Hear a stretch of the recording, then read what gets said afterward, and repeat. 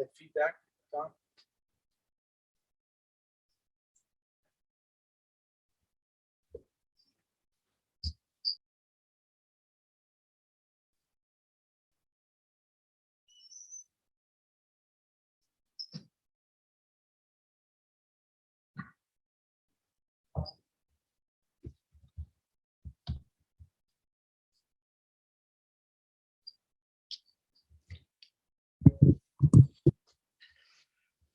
Good afternoon. I would like to welcome you all here this afternoon as we say goodbye to our friend and brother, Michael Modes.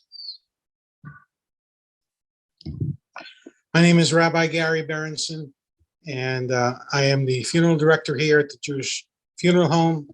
The service would be conducted by my friend, Rabbi Moshe Walansky. I will take part in a couple of times, but I'd ask Rabbi Walansky to come forward.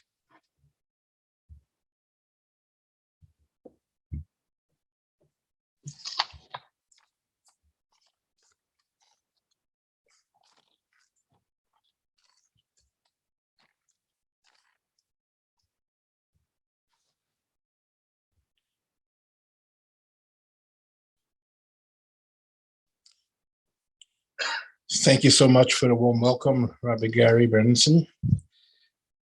Let's start off.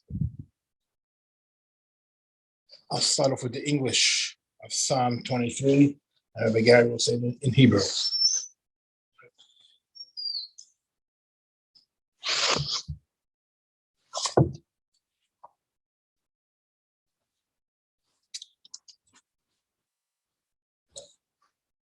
A song of David. The Lord is my shepherd, I shall not lack. God makes me lie down in still pastures. God leads me beside still waters. God restores my soul and guides me in the righteous path for God's name's sake. Though I walk through the valley of the shadow of death, I will fear no evil, for you are with me. Your rod, your staff, they comfort me. You prepare a table before me in full view of my enemies. You have anointed my head with oil. My cup overflows. May only goodness and kindness pursue me in all the days of my life, and I should dwell in the house of the Lord for length of days.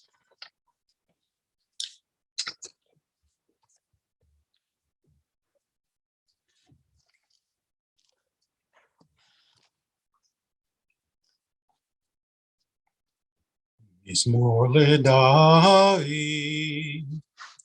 Adonai roi lo hechzor, Enos teshen yarbitzeni, al mei menuchot yenach aleini. Nafshi yeshovei, Nafshi yeshovei, Yacheni b'magle tzedek leman shemo. Gam ki elech begei tzalmoes lo irara ki ata imadi shivtecha umishantecha shivtecha umishantecha hema yenachamuni Tarok lefonai shulchan neged soroi dishanti b'shemen roshi kosi revaya ach tov v'chesed yirdefoni kol yemei chayai v'shavati beveis Adonai Leorech Yamim.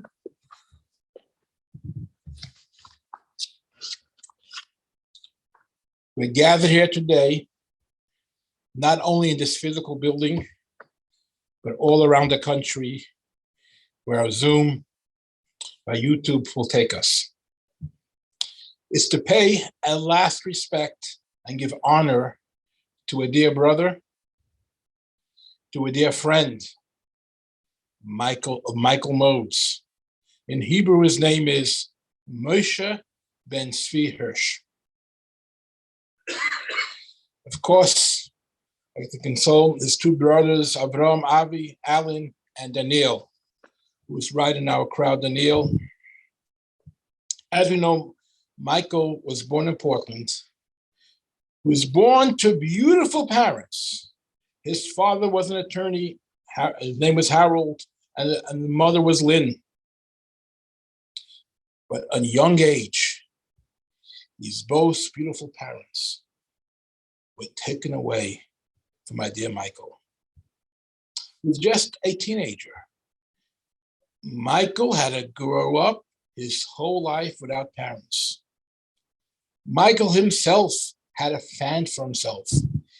I'm sure it wasn't easy for him. I just can't imagine it, anybody to grow up as a teenager without direction, without parents. But it didn't faze Michael.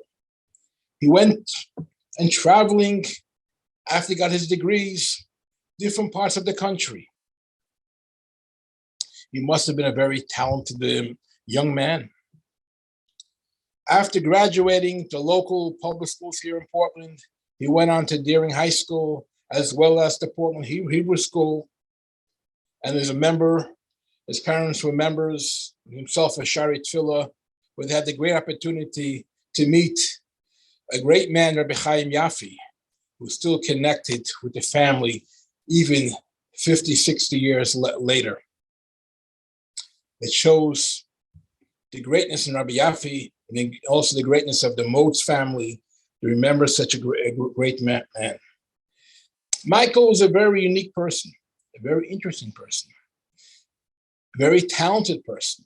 He had many different careers, different jobs. Most people get a job. If they're a doctor, attorney, they stay with that job the rest of their life. Michael was able to learn something new.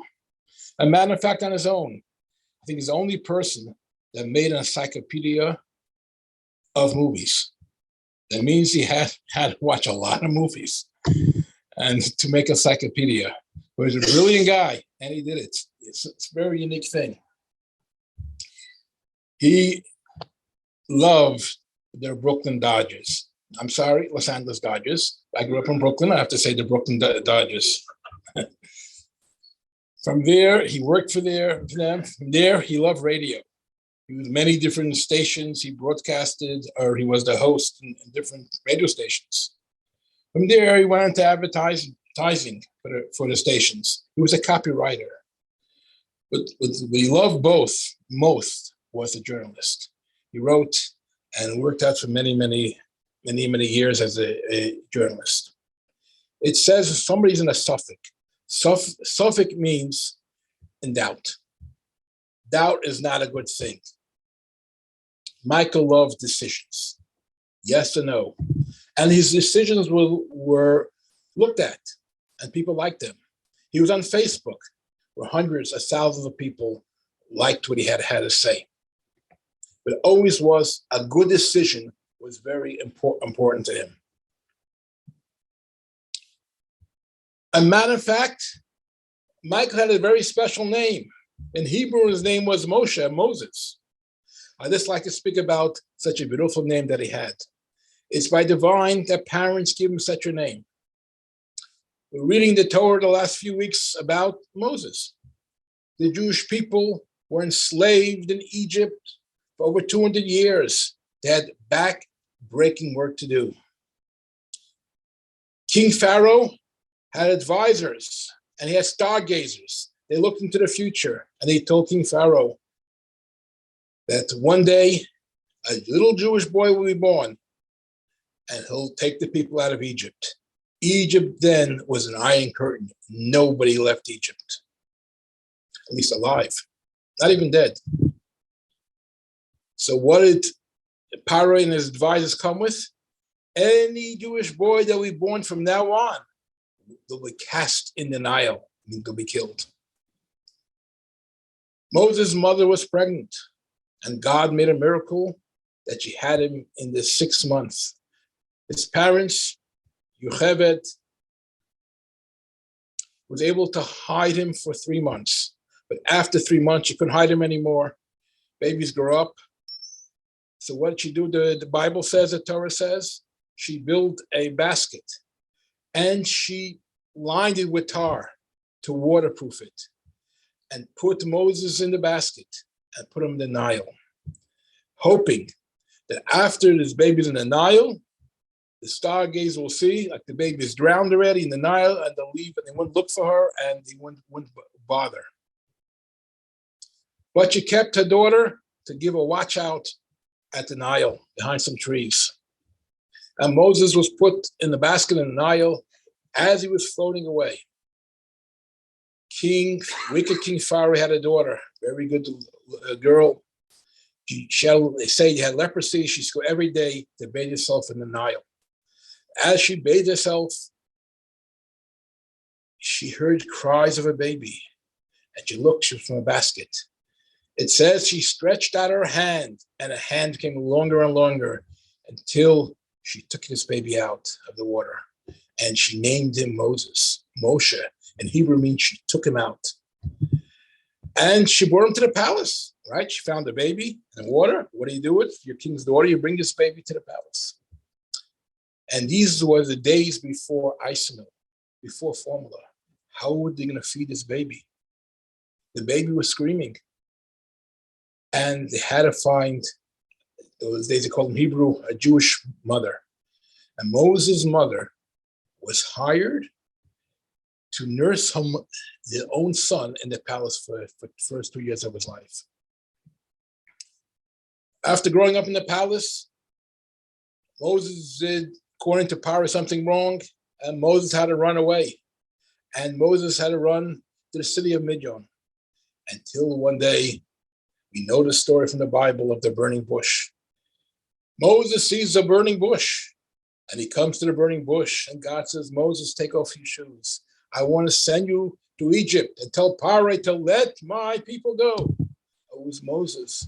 Moses said, I can't do it. I can't even speak. I don't speak good. I stutter. It's not me. So God said, no excuses. You can take your brother Aaron with you and go to King Pharaoh, and I'll give you a few miracles to do on the way. And that is exactly what happened. I'm not going to go into the whole story. I might be here a couple of weeks. Let's get to the punchline. After a year after the 10 plagues, Moses takes the Jewish people out of Egypt. And as he takes them out of Egypt, and a little while later, Moses goes up to the mountain and he gives the Torah, our Bible, to the whole Jewish nation as well. When the Jewish people left Egypt, Michael comes in the picture again. We all know he was an animal lover. He was a dog lover. It says, it's the verse from the Torah, when the Jewish people left Egypt, the dogs did not bark. As I said before, I grew up in Brooklyn many years ago, when there were stray dogs walking around the street. And me, from the city, we were scared of dogs. I didn't grow up in Maine. And sometimes dogs walk in packs, 3, 5 dogs in a row. But as a kid, I learned this verse by heart in Hebrew. The dogs do not bark. And every time a dog will come close to me, the dog will just turn to the other side and walk away. And every child in Brooklyn, maybe around the world, knows this verse by heart. The dogs didn't bark, and the dogs get tamed, and they just leave you alone. That's a native mitzvah that we see that Michael did, how much he loved his animals and how much he loved his dogs. When we speak about animals, I like to tell a story from the Talmud. The Talmud brings down a story that there's a great Rabbi Meir, a great sage from the Talmud. In those days, there were goats that would roam the streets, and especially near the slaughterhouse. And there was this goat that got away from his master and went behind Rabbi Meir and like, please save my life. And Meir turns to the goat, you were created to be slaughtered and give people food. As Rabbi Meir said that, he was struck with pain, and he had this pain for many years. Until one day, He was in his house, and his cleaning person was cleaning out the house. And those days, people had little mice and cats roaming around their house. It was before the days of exterminators. And the mayor told the help in his house, please, these cats and mice are God's creation. Be nice to them. As soon as he said that, his pain went away of many years. Again, we see the importance of taking care of animals. Another thing it speaks about in our tradition, that a person that owns an animal, who should eat first dinner? The animal or the person? The answer is the animal.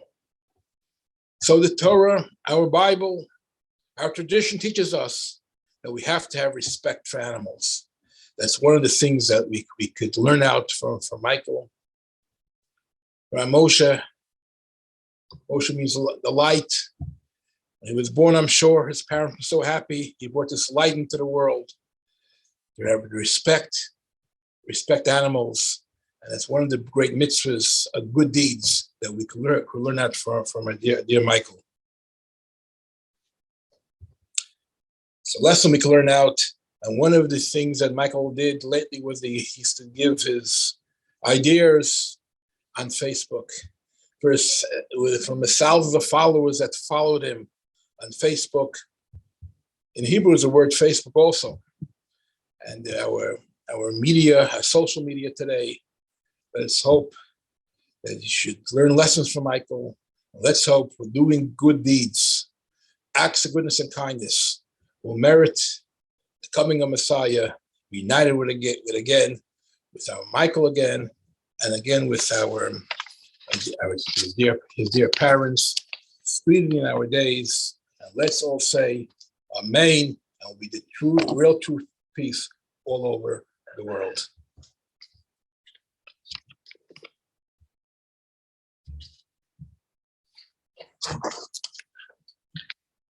Thank you, Rabbi Walensky. I'd like to invite family friend and dear friend of Michael, Steve Schwartz, with a few remarks.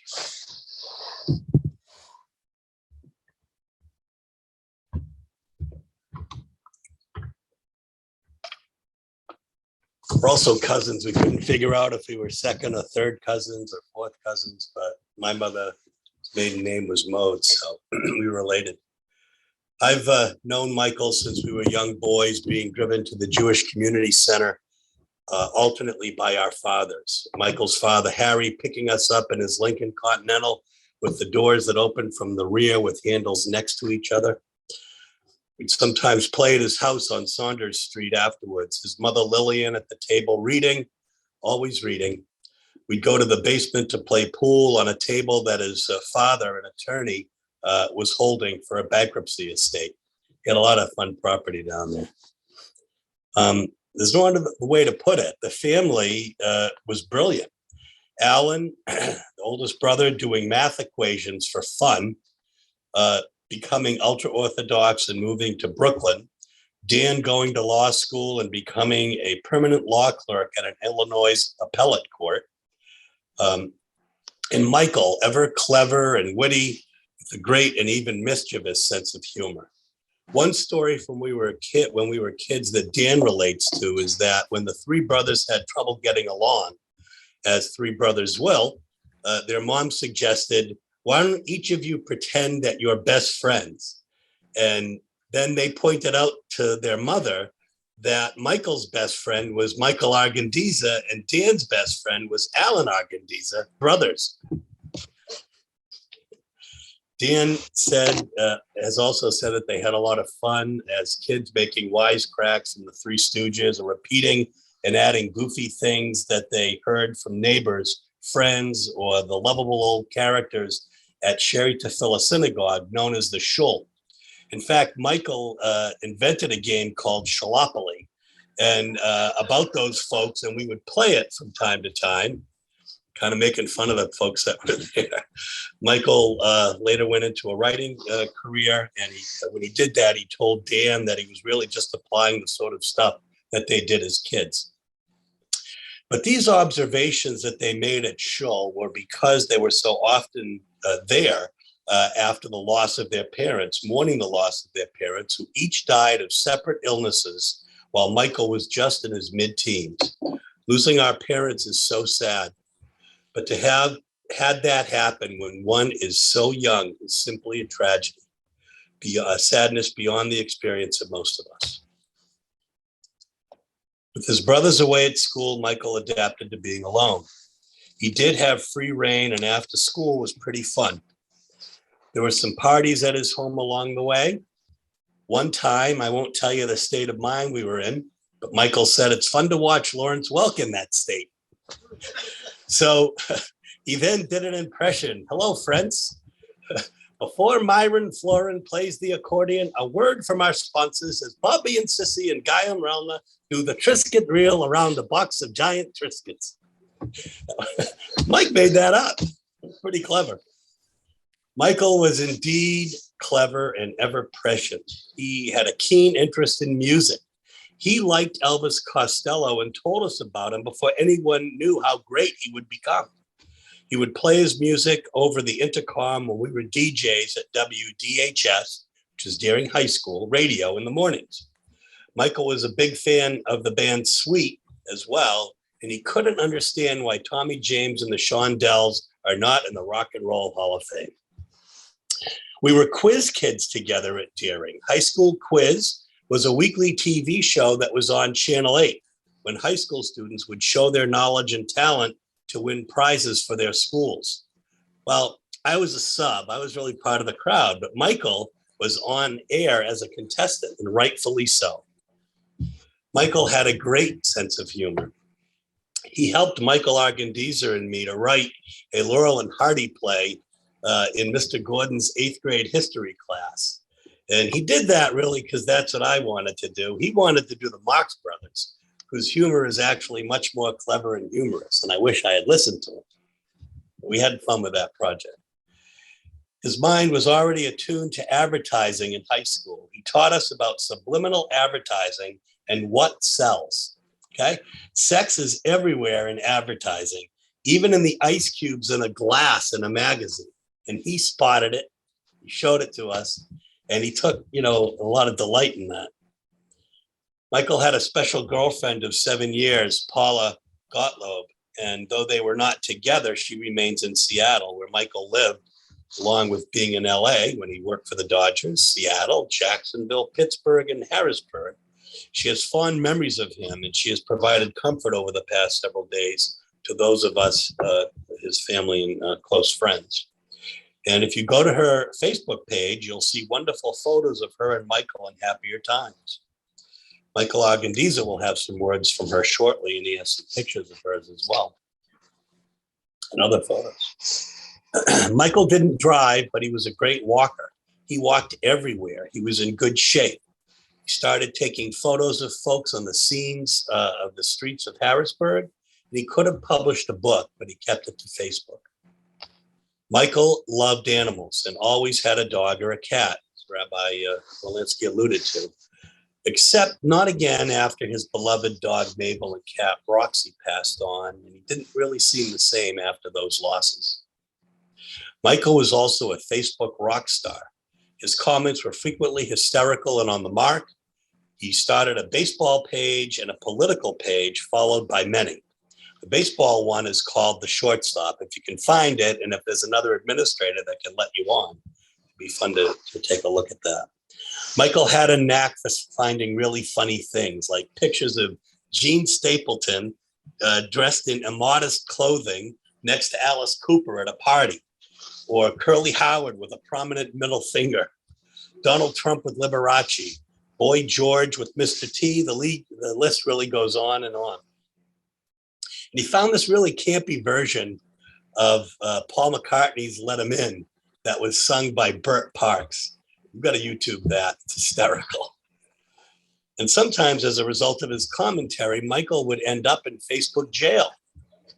So he had aliases like Michael Rhodes and a bunch of others too. Michael didn't always have a filter. Rabbi Walensky talked about, he didn't have direction from a very early age. He came up to visit during one of our high school reunions, and our family and he all went out to a Sea Dogs game, and he regaled my young sons with stories of some of our more choice moments of fun in high school.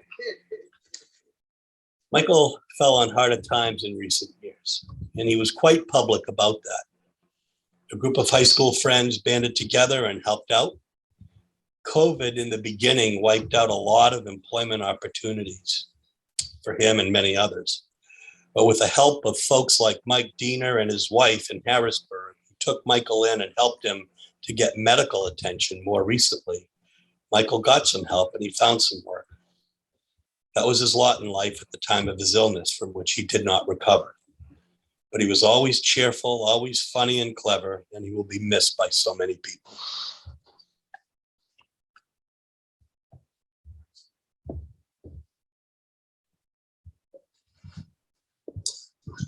Thank you, Steve. So now we've heard a lot about Michael and Michael Argandiza. And now let's hear a few words from Michael Argandiza, a very good friend of Michael Modes.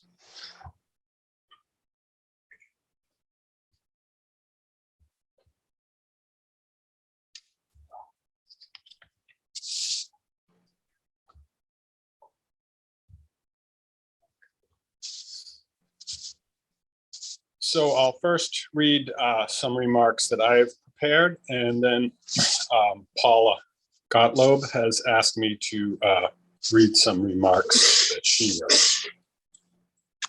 So for those of you attending here today or viewing the stream online who have yet to meet me, my name is Michael Argandiza, and I was a lifelong friend of Michael's. First, I would like to say thank you to Michael's brothers, Dan and Avi, for allowing me the opportunity to say a few words of remembrance. I first met Michael in 1965 when we both began attending Longfellow Elementary School here in Portland. We weren't in the same kindergarten class, but on the first day of school, we were in adjoining classrooms and several groups had gathered collectively in the hallway awaiting recess. Michael was being quizzed by a trio of girls who were clearly not yet familiar with the differences between their own Christian upbringings and Michael's Jewish faith. I began to eavesdrop and realized just how amused Michael was with himself as he tested and then severely pushed the limits of his audience. They were horrified.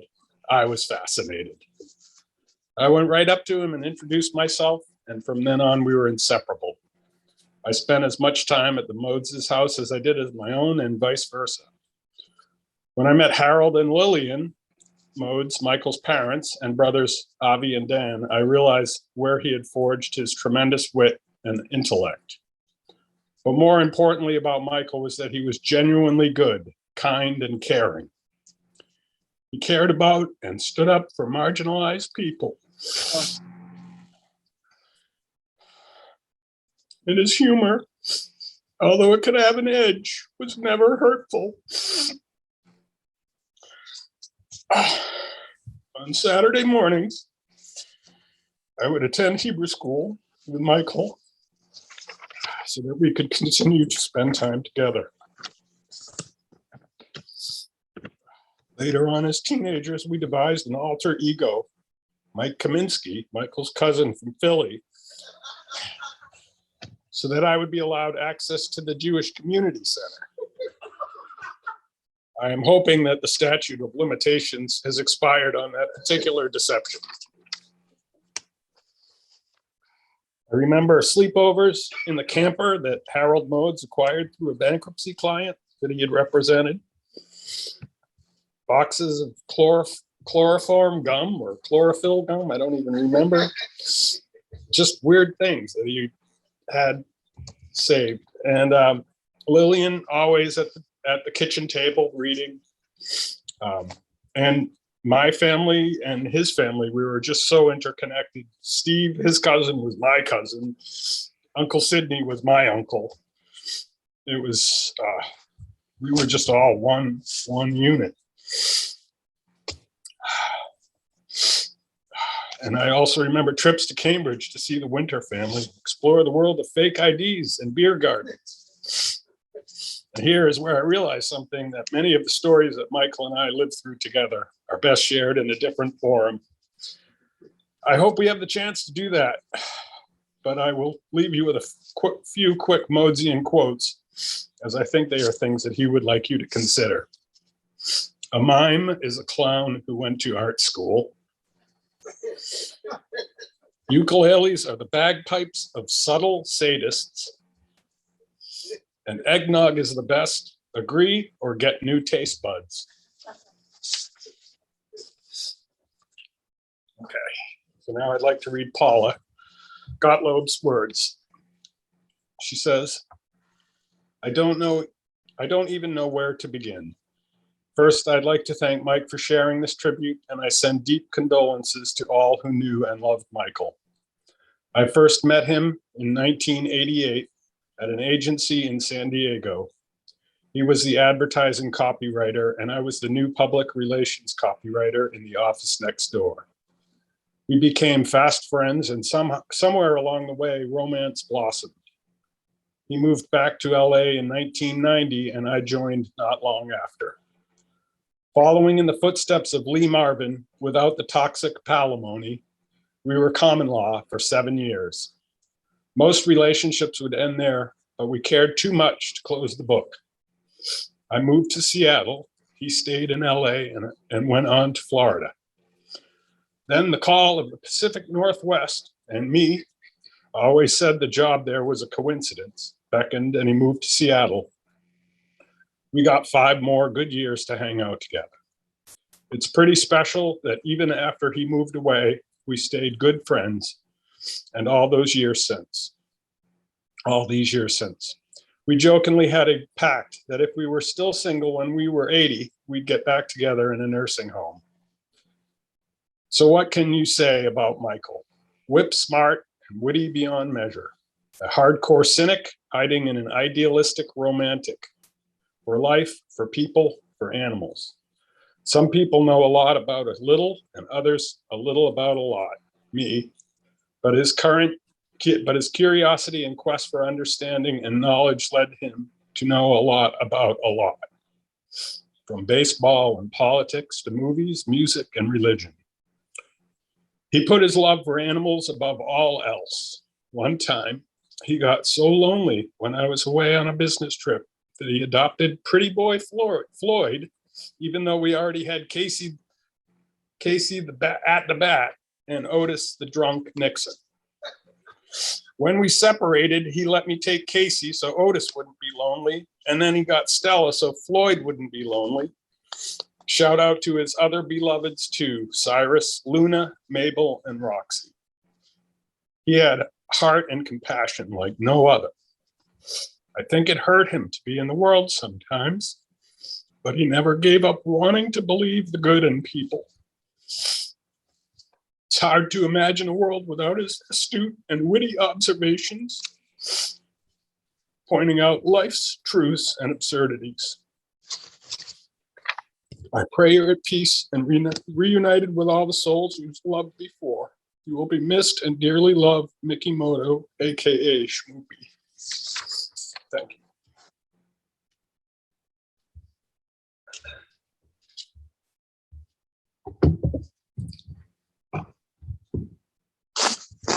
Thank you, Michael.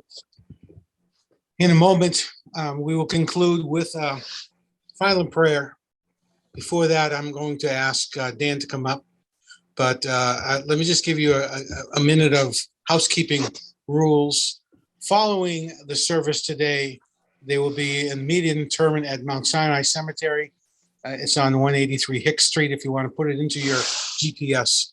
Immediately after that, we are all invited back to the Chabad House, Rabbi Wolanski's residence and center, and that is at 11 Pomeroy Street, where we have a reception and a chance to share some memories and talk a little more about what Michael meant to everybody. And then if we have enough people to do it, we will have a service at approximately 5:30. So before we continue, I'd like to ask Dan to come forward.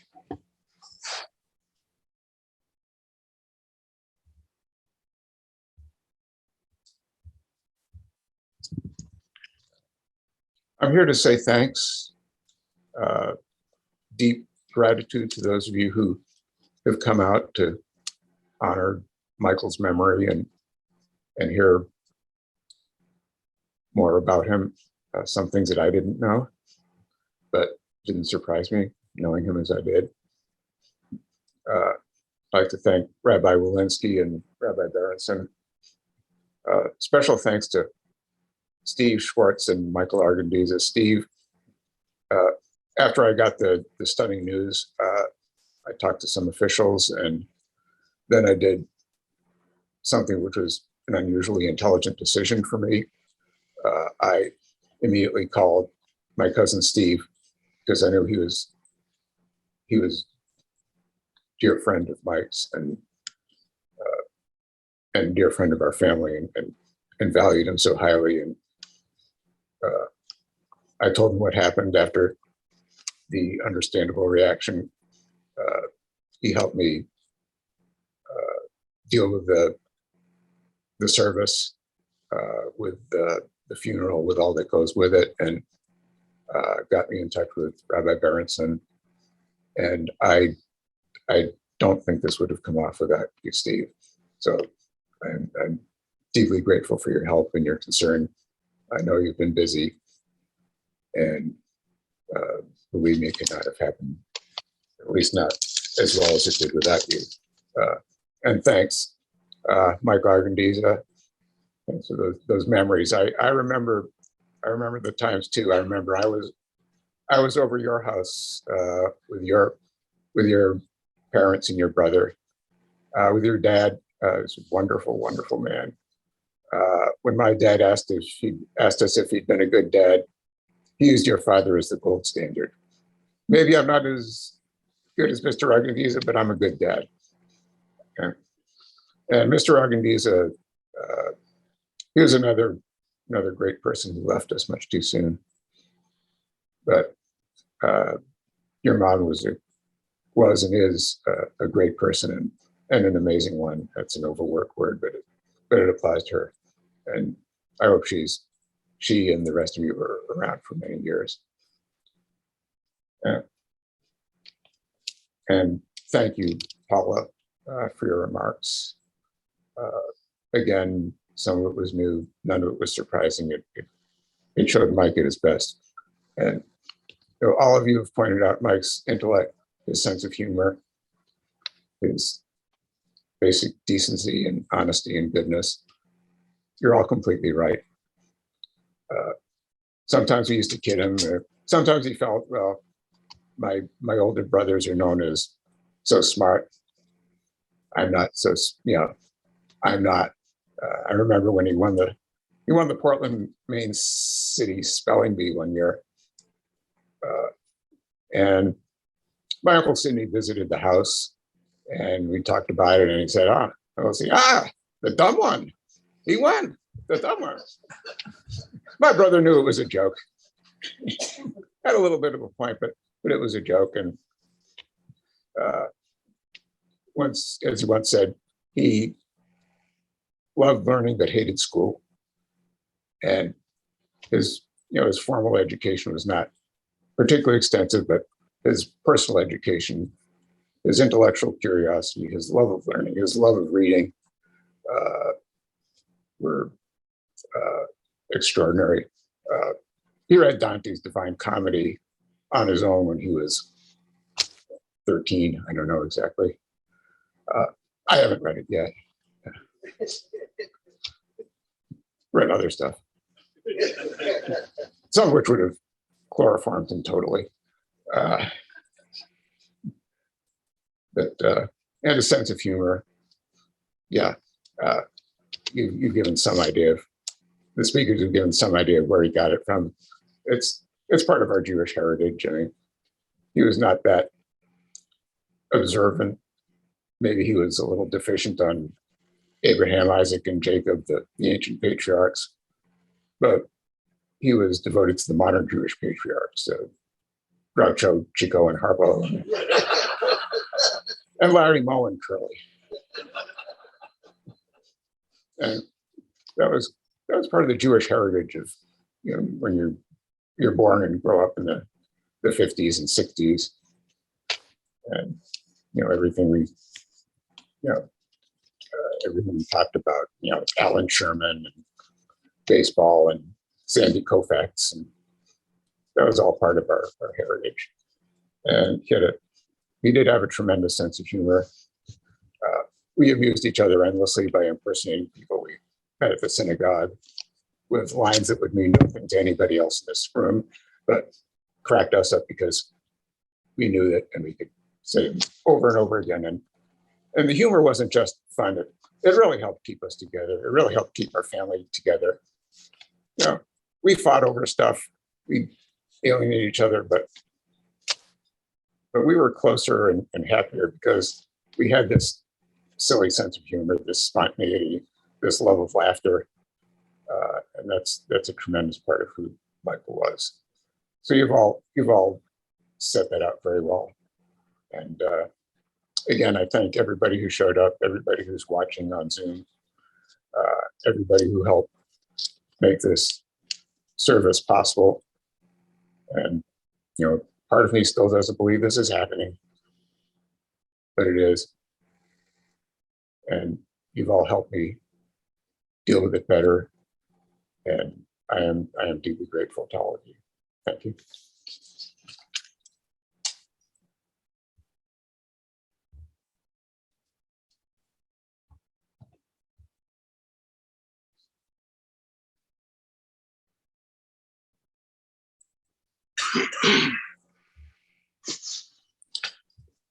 I'd like to ask you to please rise if you can as we chant and then recite this final reverential prayer.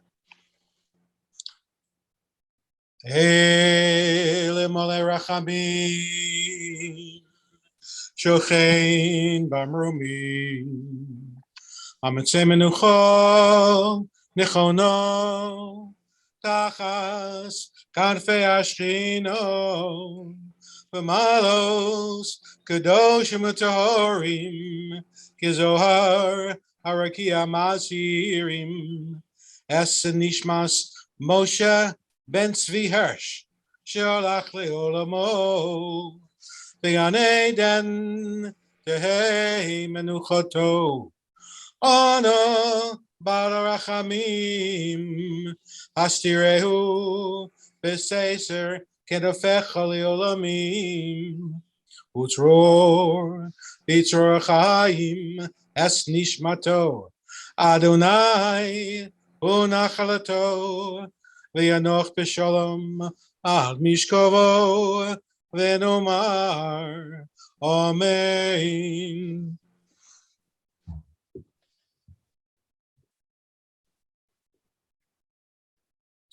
O God, full of compassion, who dwells on high, grant proper repose of the sheltering wings of your presence in the lofty levels of the holy and pure, who shine as the brightnesses of the firmament upon the soul of Michael, Moshe Ben Tzvi Hirsch,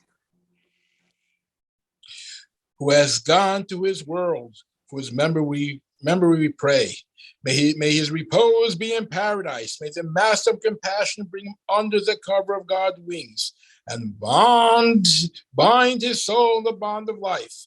May the Lord be his heritage, and may he repose in a resting place in peace. And let us all respond, Amen. Well, ask you to remain in your seats until we bring the body away from chapel.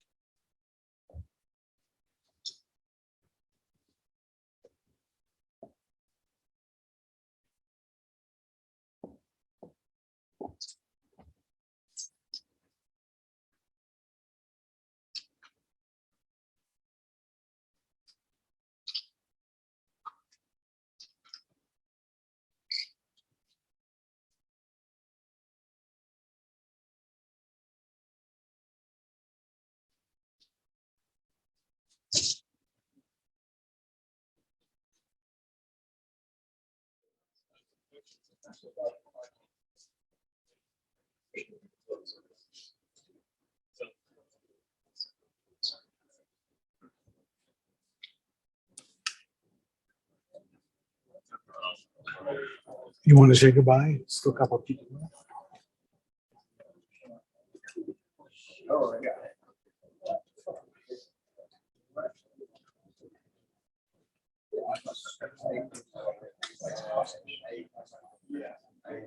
Feel free to shout out.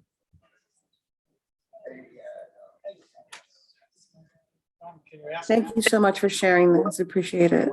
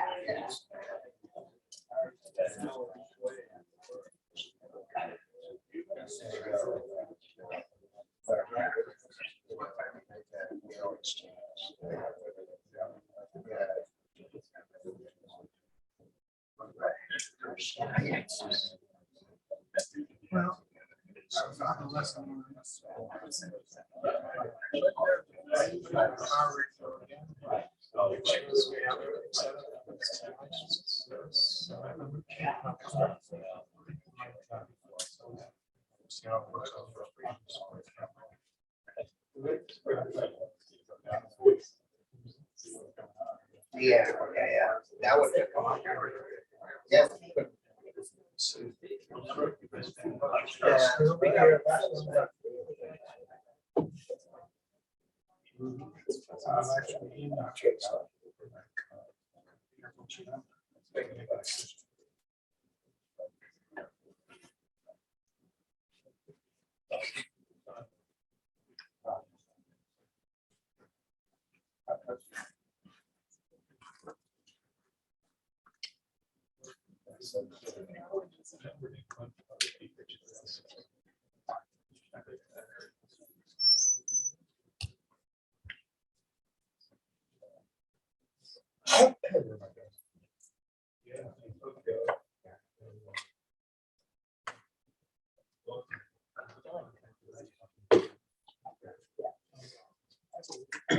Yeah.